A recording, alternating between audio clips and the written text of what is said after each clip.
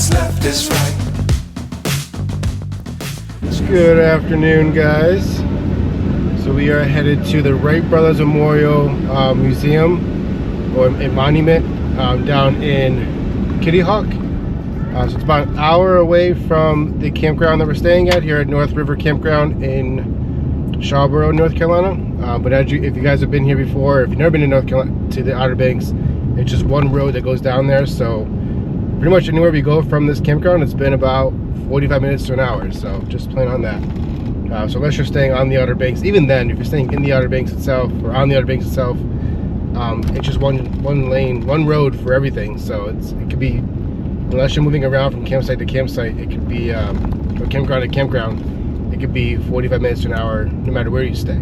So anyway, we're heading down there. It's 1:20 now, so a little later than we wanted to get out of here, but we're doing some work in homeschool. So hopefully have a few hours there once we get there, and yeah, looking forward to it. So this is one of the main reasons we came to the Outer Banks, so we're really looking forward to being down there. So we will see you guys when we get there.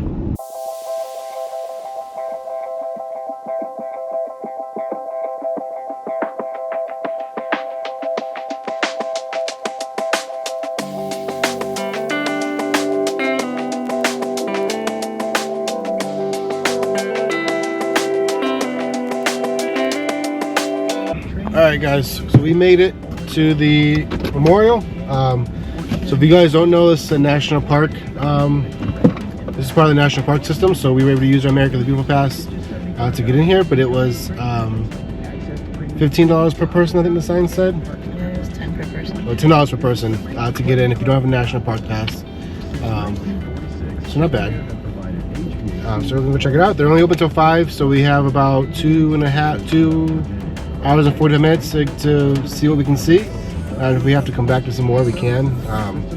But it's not a very big place from what I can tell. So we'll go check out the visitor center first, because I hear that's where we should start to get the kind of lay of the land and to learn the history of what we're going to be looking at when we get outside. So we'll see you guys inside.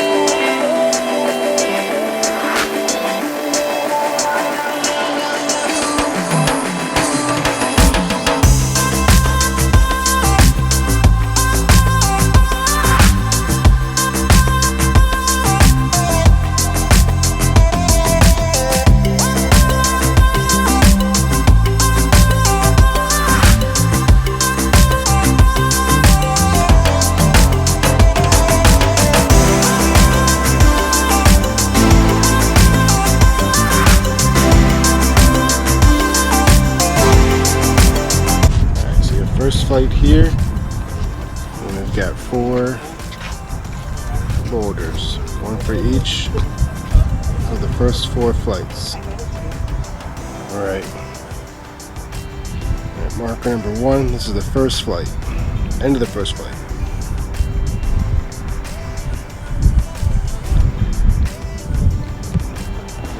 That's where they came from.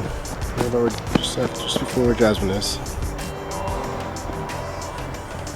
So now we'll do the second flight. So from that very first spot again, go to the second flight. We got number 2. End of second flight. 12 seconds. 175 feet. And again, the first boulder is where they started. And we got number 3. Third flight. 15 seconds. 200 feet. And there we go. 1, 2, 3. And the first boulder is where they started. And then we had number 4 way down there. Let's zoom in for you guys. 4. We'll walk down there. I'm not sure if you guys can hear us. We're on our way from where the third flight ended to where the fourth flight ended. It's a good distance. We'll know the distance when we get down there. But if you guys can't hear me, it's because of the wind, which is we just learned is one of the main reasons that the Wright Brothers picked this spot. Also, they needed privacy. And if you look around, I'll show you guys a panoramic around us. We're surrounded by like trees and sand dunes. So before the main highway was here, this is probably all just green land or sand until the beach, into the ocean. And also they needed sand. So I guess if they crashed, it wouldn't hurt as bad. So they had all 3 of those things here in North Carolina, and that's why they chose this spot. So wind, there's plenty of wind here for sure, sand, and privacy. So there you go. All right, this is the end of the 4th flight. 59 seconds, 152 feet. Also, the replica of the airplane that's in there is an exact replica of the one that actually flew, that the Wright Brothers actually flew here. But there's made 2 of them. One only reason was because they had extra funding, from what I understood, right? Is that what you heard? They had extra funding for the project, for the anniversary. So the other one is in the Smithsonian Museum in DC. So if you guys haven't seen our video in DC, I'll leave it up here somewhere. You guys can go check that one out. But that's where the other replica of the original plane was. So check it out.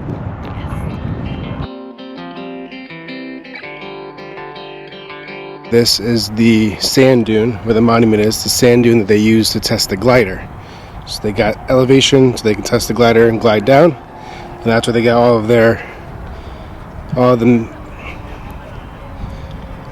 the data they needed to build the actual airplane. So this sand dune has been reinforced so it doesn't go away, because obviously, as you know, sand dunes will do what they want to do naturally. So this one's been reinforced in order to have that monument on top and allow visitors up there all the time.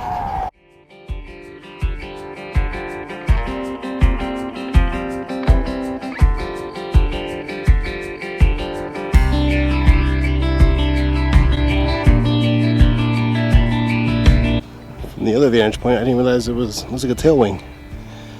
It's pretty cool.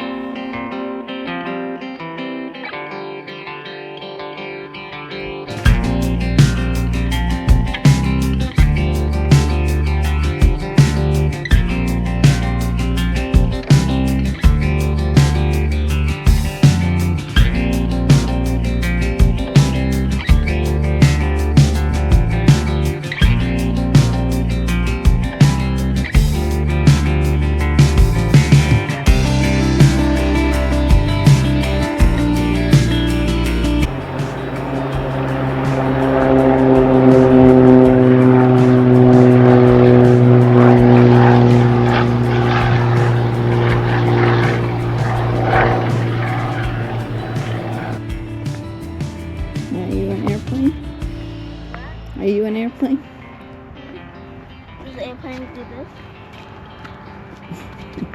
An airplane does that.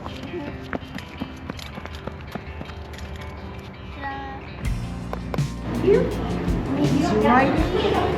Yeah. As a junior flight ranger, I promise to share my experiences I promise to share my experiences here with others.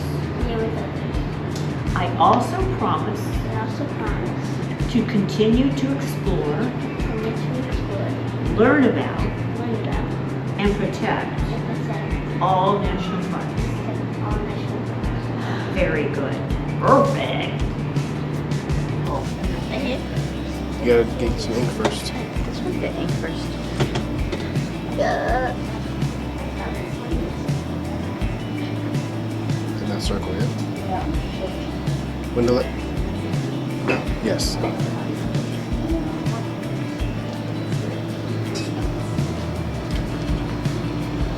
Junior Ranger. Are you sure we can't do Yeah, you can do that. Get some more ink. Yeah.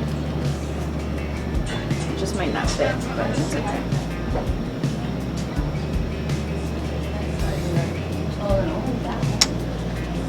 Perfect. Technically? Good job. Alright guys, we are back in the truck. Good day. I think that was a good time. Learned a lot. Saw, to see the area itself is pretty cool. Being on top of the sand dune really gives you a perspective of how high they had to go to kind of get all the data they needed with the glider, and how exhausting it must have been to climb up and down that, or climb up that dune. So much. Yeah, I think they said thousands of times to go up that dune and to test to get all the data. It's got to be exhausting. So I'm sure they're very happy when they got a motor for the first plane. Yes. But yeah, I think it was a good day. It took us. I think we saw everything. I think we probably see a little bit more. Take your time a little bit more, but we got here at 2:15, like I said, and it's 4:45 now. So when they close at 5, I think a few hours is really kind of all you need to get to kind of see the whole thing. And if you're interested, they have RV parking here. So if you're just passing through from one campground to another, you can stop here for a couple hours, few hours. They have parking for the RV. So, and they're pretty good sized spots. I mean, I would say if you have even a 40-foot fifth wheel with a truck, you could probably fit 40-foot Class A would probably fit here too. So I think no matter what you're driving, you could probably fit in the spot somewhere. And that's it. Yeah.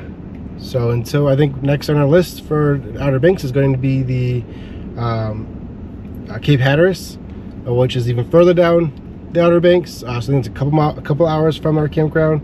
But the weather's going to be iffy tomorrow and Thursday, so I think it's probably going to be a Friday thing. If you guys haven't noticed, we like doing things on the weekdays because the crowds are usually a little smaller. So, if we can go after work in the morning and homeschool in the morning, and do it in the afternoon, it makes more sense for us. We let everybody else who has to go on the weekends have their time on the weekends, and we'll go on the weekdays. Yes. So until we go to Cape Hatteras, guys, we'll see you. We'll see you then. See you later. Later. Thank you all so much for watching. We really hope you enjoyed this video, and if you did, give it a thumbs up below. Also, share with anyone you think would enjoy it as well. If you haven't already, we would love for you to subscribe to our channel and follow us on all of our adventures. Next week, we visit the Cape Hatteras National Seashore. Until then, God bless and stay safe.